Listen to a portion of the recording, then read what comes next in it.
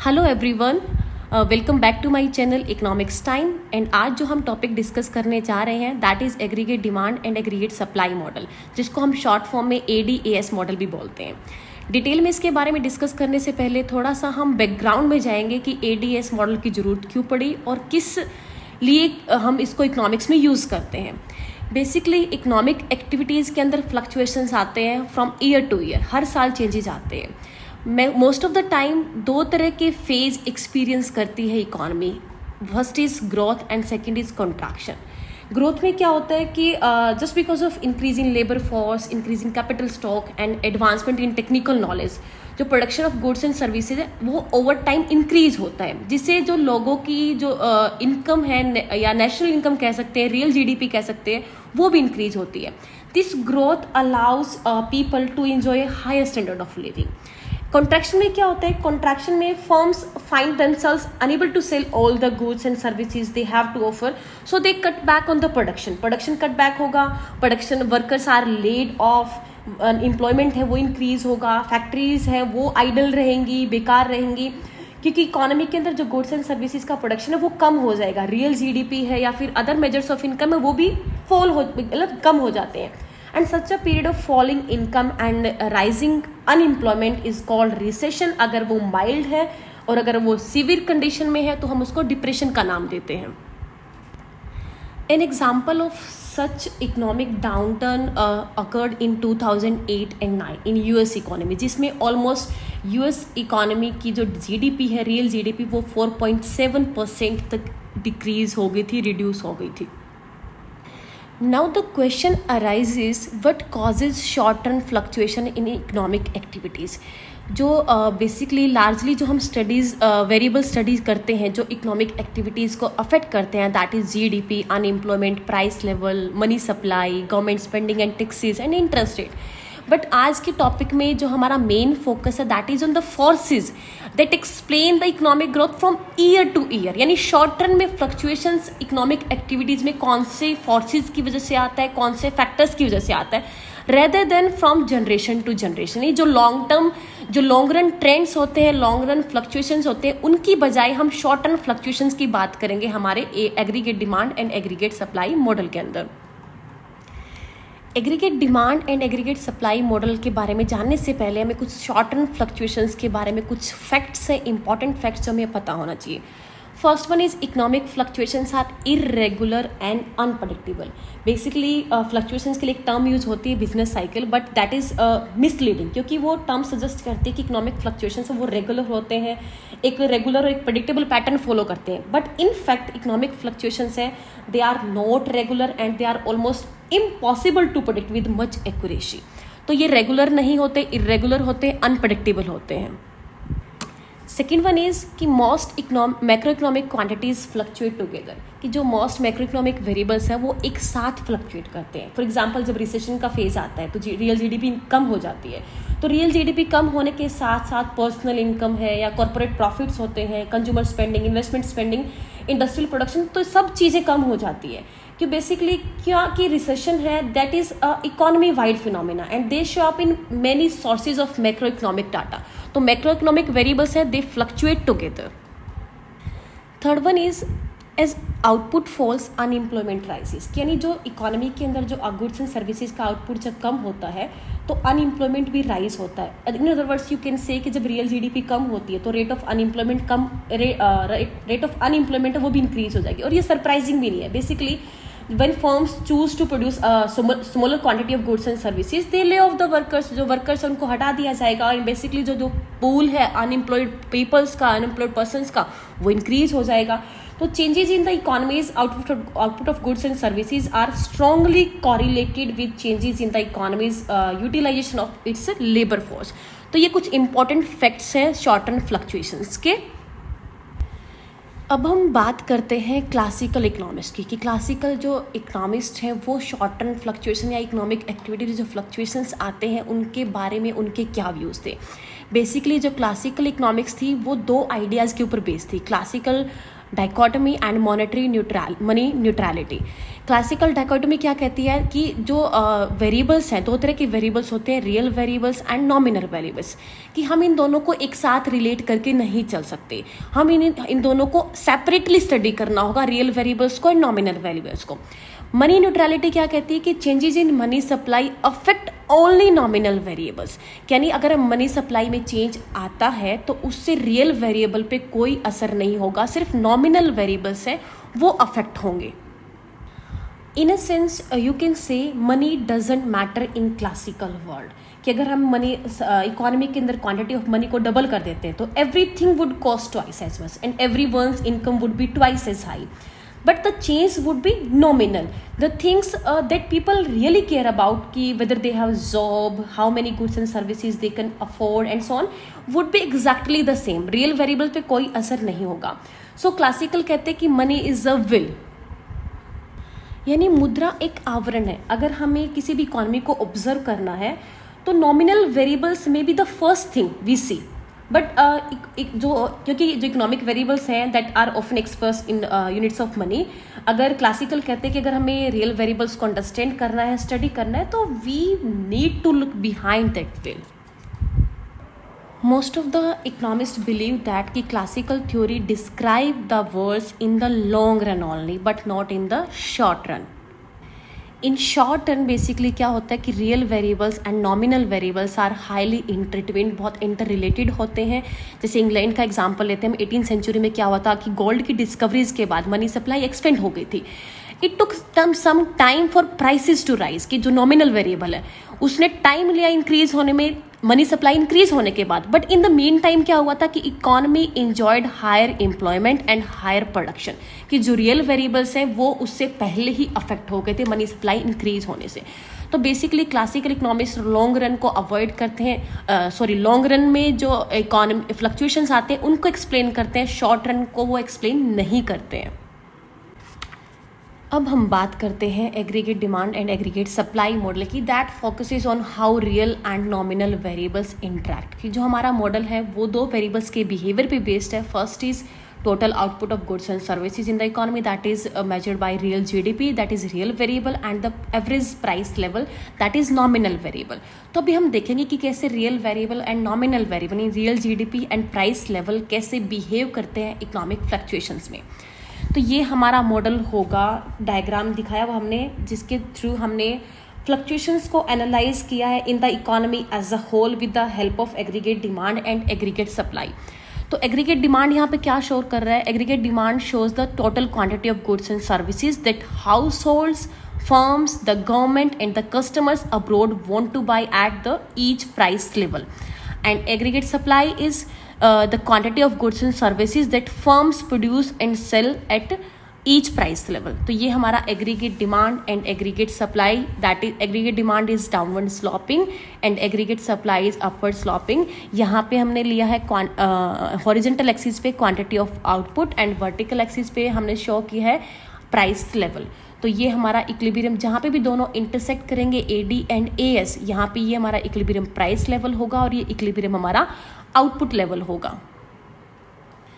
ये मॉडल देखने में एक सिंपल, हमें एक लार्ज वर्जन दिख रहा है सिंपल जो हमारा basic market demand and market supply model पढ़ते हैं हम यूजुअली इकोनॉमिक्स में, तो उसी का लार्ज वर्जन दिख रहा है। But this model is quite different, क्योंकि जब हम एक सिंपल बेसिक मॉडल की बात करते हैं किसी स्पेसिफिक मार्केट के लिए, फॉर एग्जाम्पल आइसक्रीम का एग्जाम्पल लेते हैं, तो उस मार्केट में जो बायर्स एंड सेलर्स का बिहेवियर होगा वो डिपेंड करेगा on the ability of resources to move from one market to another. For example अगर आइसक्रीम का प्राइस इंक्रीज हो जाता है तो बायर्स क्या करेंगे, जो क्वांटिटी डिमांडेड है आइसक्रीम की वो डिक्रीज हो जाएगी, क्योंकि वो उनके पास जो अपनी इनकम है उसको बाकी अदर प्रोडक्ट्स खरीदने के लिए वो यूज़ करेंगे। सिमिलरली अगर आइसक्रीम का प्राइस इंक्रीज हो जाता है तो जो सप्लायर्स है वो क्वांटिटी को, जो प्रोडक्शन की क्वांटिटी है उसको इंक्रीज करेंगे by hiring away more workers from any other part of the economy. तो बेसिकली जो ये माइक्रो इकोनॉमिक सब्स्टिट्यूशन होता है from one market to another market, that is impossible for the economy as a whole, क्योंकि after all जो quantity हम इस अपनी मॉडल के अंदर एनालाइज कर रहे हैं, एक्सप्लेन कर रहे हैं, यानी real GDP, that is the total quantity of goods and services produced by all the firms in all the markets. सो ये अंडरस्टैंड करने के लिए कि कैसे हमारा जो aggregate demand model, aggregate demand curve है वो डाउनवर्ड स्लोप क्यों करता है, एग्रीगेट सप्लाई है वो अपवर्ड स्लोप क्यों करता है, तो we need a macro economic theory that explain the total quantity of goods and services demanded and supplied. और इस थ्योरी को डेवलप किया थ्रू ये टास्क कंप्लीट करता हमारा aggregate demand and aggregate supply model. अब हम बात करते हैं एग्रीगेट डिमांड कर्व की, दैट स्लोप्स डाउनवर्ड, कि जब प्राइस के अंदर मूवमेंट आता है, प्राइस में चेंजेस आते हैं तो quantity of goods and services opposite direction में मूव करते हैं। तो एग्रीगेट डिमांड कर्व हमारा डाउनवर्ड स्लोपिंग होता है। क्यों होता है? अब हम रिकॉल करते हैं रियल जीडीपी की इक्वेशन को, that is the sum of consumption plus investment, government spending and net export. Government spending is fixed by policy, government policy. तो जो अदर 3 कंपोनेंट्स हैं हमारे, consumption, investment and net exports, basically ये हमारे depend करते हैं economic conditions पे and particular price level के ऊपर। तो प्राइस लेवल में चेंजेस आने से कंजप्शन, इन्वेस्टमेंट और नेट एक्सपोर्ट में कैसे चेंजेस आते हैं, कैसे अफेक्ट करता है प्राइस लेवल, इनको ये देखेंगे हम। First is price level and consumption, कि जब प्राइस लेवल में चेंज आता है, a decrease in the price level raises the real value of the money, कि मनी की जो नॉमिनल वैल्यू है वो सेम रहती है। अगर आपके पास $1 है तो वो हमेशा उसकी नॉमिनल वैल्यू $1 ही रहेगी, लेकिन जो रियल वैल्यू होती है वो उसकी फिक्स नहीं होती। अगर प्राइस लेवल इंक्रीज होता है तो उसकी रियल वैल्यू कम हो जाएगी, प्राइस लेवल डिक्रीज होगा तो उसकी रियल वैल्यू इंक्रीज हो जाएगी, क्योंकि प्राइस लेवल डिक्रीज होने से अब उसी सेम डॉलर से आप पहले से ज़्यादा गुड्स एंड सर्विसेज आप बाय कर सकते हो। तो अगर प्राइस लेवल डिक्रीज हो रहा है तो उससे रियल वैल्यू इंक्रीज हो जाएगी एंड मेक्स कंज्यूमर वेल्थियर, उनके पास अब ज़्यादा पैसे होंगे स्पेंड करने के लिए गुड्स एंड सर्विसेज पे। More spending means more demand for quantity, more quantity demanded for goods and services. तो बेसिकली इसको हम बोलते हैं वेल्थ इफेक्ट, की प्राइस लेवल में चेंज आने से कैसे कंजप्शन स्पेंडिंग इंक्रीज हो जाती है। Second one is price level and investment, कि जब प्राइस लेवल में चेंज आता है बेसिकली तो हाउस होल्ड के पास जो भी पैसे, अब उसको उस पहले जितने पैसे रखने की जरूरत नहीं है, अपने पास होल्ड करने की जरूरत नहीं है गुड्स एंड सर्विस को खरीदने के लिए। जब प्राइस लेवल डिक्रीज हो जाता है तो households try to reduce their excess holding of money by lending. तो उस एक्सेस जो मनी है उसको वो डिपॉजिट कर सकता है सेविंग बैंक अकाउंट्स के अंदर जो इंटरेस्ट बेरिंग होते हैं, या फिर इंटरेस्ट बेरिंग बॉन्ड्स है वो बाई कर सकता है। बैंक फर्दर उन जो सेविंग डिपॉजिट्स उनको यूज कर सकते हैं to make more loans. In either case as households try to convert some of their money into interest bearing assets, basically they drive down the interest rate, interest rate कम हो जाती है। और interest rate in turns क्या करती है, जो goods and services के ऊपर स्पेंडिंग है उसको अफेक्ट करती है, क्योंकि एक लोअर इंटरेस्ट रेट होने का मतलब borrowing becomes now less expensive, और उससे क्या होगा, जो नए फर्म्स है वो इनकरेज होंगी नए प्लांट्स के अंदर इन्वेस्टमेंट करने के लिए, जो हाउस होल्ड्स है वो इनकरेज होंगे न्यू हाउसिंग में, या फिर जो ड्यूरेबल परचेजेज होती है उनके ऊपर इन्वेस्ट करने के लिए। तो बेसिकली एक लोअर इंटरेस्ट रेट है that increases the quantity of goods and services demanded, इसको बोलेंगे हम interest rate effect. Third one is price level and net export. Basically जब प्राइस लेवल डिक्रीज होता है तो जैसे लोअर इंटरेस्ट रेट है वो कम हो जाती है, जैसे हमने पिछले उसमें देखा। तो इसमें इस केस में क्या होगा, जो domestic investor will seek higher returns by investing abroad, वो दूसरी फॉरेन कंट्रीज के अंदर वो इन्वेस्टमेंट के लिए इनकरेज होंगे। उससे क्या होगा कि फॉरेन एक्सचेंज मार्केट के अंदर जो डोमेस्टिक करेंसी है उसकी सप्लाई इंक्रीज हो जाएगी in order to convert the domestic currency in foreign currency, क्योंकि हमें अब्रॉड इन्वेस्ट करना है। तो बेसिकली मार्केट के अंदर जो हमारी डोमेस्टिक करेंसी है उसकी जो वैल्यू है वो डेप्रिशिएट हो जाती है, वैल्यू कम हो जाती है। और इससे क्या होगा, जो रियल एक्सचेंज रेट है that is relative price of domestic and foreign goods, उसमें चेंज आता है, यानी रियल एक्सचेंज रेट है वो भी कम हो जाती है बेसिकली। क्योंकि अगर हम जैसे मान लो फॉर एग्जांपल यूएस इकोनॉमी की बात करते हैं, तो अगर करेंसी डेप्रिशिएट होती है तो इसका मतलब कि each dollar buys fewer units of foreign currency, तो फॉरेन गुड्स है that becomes more expensive related to domestic goods. तो उस केस में क्या, फॉरेन गुड्स एक्सपेंसिव होगी तो फॉरेन गुड्स की डिमांड कम होगी, यानी हमारे इम्पोर्ट्स हमारे कम होंगे और हमारे जो डोमेस्टिक गुड्स है उसकी डिमांड बढ़ेगी दूसरी कंट्रीज के अंदर, क्योंकि हमारी वैल्यू डोमेस्टिक गुड्स है उसकी जो प्राइस है वो कम हो गया है, तो हमारे डोमेस्टिक गुड्स की डिमांड अब्रॉड में बढ़ेगी, तो हमारे एक्सपोर्ट्स इंक्रीज होंगे, हमारे इंपोर्ट्स डिक्रीज होंगे, यानी नेट जो हमारा नेट एक्सपोर्ट्स है वो राइज होंगे। तो बेसिकली जो गुड्स एंड सर्विसेज की जो क्वांटिटी डिमांडेड है वो इंक्रीज होगी and that is exchange rate effect. Next is shifting in aggregate demand curve. Price level के एक्सेप्ट जो भी बाकी फैक्टर्स होते हैं, अगर हम गिवन प्राइस लेवल पे बाकी फैक्टर्स में चेंज आने से अगर क्वांटिटी डिमांडेड इंक्रीज हो जाती है तो हमारा एग्रीगेट डिमांड कर्व भी शिफ्ट हो जाता है लेफ्ट टू राइट। अगर कंजप्शन इंक्रीज हो जाता है, इन्वेस्टमेंट बढ़ जाता है, गवर्नमेंट परचेज, नेट एक्सपोर्ट अगर इनमें इंक्रीज होते हैं तो aggregate demand curve right shift होगा, कन्वर्सली वो लेफ्ट शिफ्ट होगा at a given price level. Price level में कोई चेंज नहीं होना चाहिए। बाकी अदर फैक्टर्स हैं अदर देन प्राइस लेवल, उसमें चेंज आने से अगर इन कंपोनेंट्स में चेंज आता है तो एग्रीगेट डिमांड कर्व में शिफ्टिंग होगी। अब हम बात करते हैं एग्रीगेट सप्लाई कर्व की, that is vertical in long run and upward sloping in short run. Long run में क्या होता है कि production of goods and services यानी real GDP depends on its supplies of labour, capital, natural resources and the available technology. Price level long run के अंदर GDP को affect नहीं करता है, जैसे कि क्लासिकल भी यही कहते थे कि अगर हम दो आइडेंटिकल इकोनॉमी की बात करें, एक के अंदर जो दूसरी इकोनॉमी से डबल मनी सप्लाई है तो उसके अंदर प्राइस भी डबल होगा जिसके अंदर ज़्यादा मनी सप्लाई है। लेकिन since amount of money does not affect the technology, supply of labour, natural resources, capital, तो जो output of goods and services है वो दोनों इकोनॉमी के अंदर सेम रहेगा। तो basically price level does not affect the long run determinants of real GDP. तो लॉन्ग रन के अंदर जो एग्रीगेट सप्लाई कर होता है वो क्या होता है, वर्टिकल होता है and that is consistent with the classical idea. जो क्लासिकल कहते थे, क्लासिकल जो डाइकॉटमी थी, मनी न्यूट्रलिटी थी, दो हमारे आइडियाज थे, उस पर क्या थे कि जो रियल वेरिएबल है वो नॉमिनल वेरिएबल के ऊपर डिपेंड नहीं करता है, कि जो quantity of goods and services है यानी रियल जीडीपी है that does not depend on the level of prices. यहाँ पे हम देखेंगे कि प्राइस में इंक्रीज या डिक्रीज होने पे, प्राइस में चेंजेस आने का क्वांटिटी ऑफ आउटपुट के ऊपर कोई अफेक्ट नहीं आएगा। तो एएस वो क्या होगा, हमारा वर्टिकल होगा। और ये जो हमारा लेवल ऑफ आउटपुट है इसको हम नाम देते हैं नेचुरल लेवल ऑफ आउटपुट, क्योंकि this is the production of goods and services that an economy achieves in the long run when unemployment is at its normal rate, यानी that is the rate of production towards which the economy gravitates in the long run. तो इस level of output को बोलते हैं हम natural level of output. तो long run के अंदर एग्रीगेट सप्लाई कर होता है वर्टिकल। तो यहाँ पे हम लॉन्ग रन में ट्रेंड्स को, इकोनॉमिक फ्लक्चुएशंस के ट्रेंड्स को देखते हैं। ये हमारा long run aggregate supply curve है और ये हमारा एग्रीगेट डिमांड कर्व है। तो जहाँ पे भी दोनों इंटरसेक्ट करेंगे वहाँ पे इकोनॉमी इक्विलिब्रियम में होगी। तो लॉन्ग बेसिकली बहुत सारे फैक्टर्स होते हैं जो इकोनॉमी को इन्फ्लुएंस करते हैं लॉन्ग रन के अंदर, जो शिफ्टिंग कॉज करते हैं। लेकिन जो दो मोस्ट इंपॉर्टेंट फैक्टर्स हैं या फोर्सेस या प्रैक्टिस में, that is technology and money supply.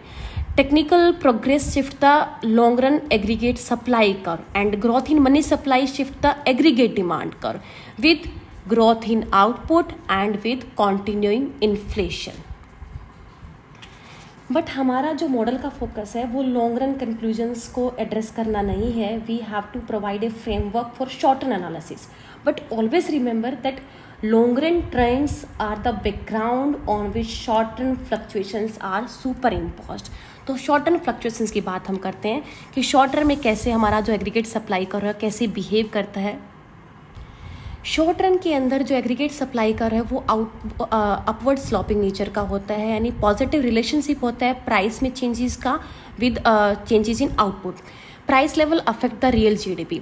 The quantity of output supplied deviates from its long run, यानी लॉन्ग रन में हम जो नेचुरल लेवल ऑफ आउटपुट की बात कर रहे थे, शॉर्ट रन में उससे डिविएशन होता है क्वांटिटी ऑफ आउटपुट का व्हेन जब price level in the economy deviates from the price level that people expected to prevail. दो तरह के प्राइस लेवल की बात करते हैं, एक्चुअल प्राइस लेवल की एंड एक्सपेक्टेड प्राइस लेवल की। तो जब दोनों में डिफरेंस आता है तब जो क्वांटिटी ऑफ आउटपुट है उसमें चेंजेस आते हैं कि जब एक्चुअल प्राइस लेवल जब ज़्यादा होता है एक्सपेक्टेड प्राइस लेवल से, तो जो हमारा आउटपुट लेवल ऑफ आउटपुट है that rises above the natural level of output जो लॉन्ग रन में प्रिवेल करता है। When actual price level falls below the expected price level then output falls below its natural level of output that prevail in the long run. In short run जब price level कम होता है तो जो quantity of output supplied है वो भी reduce होती है।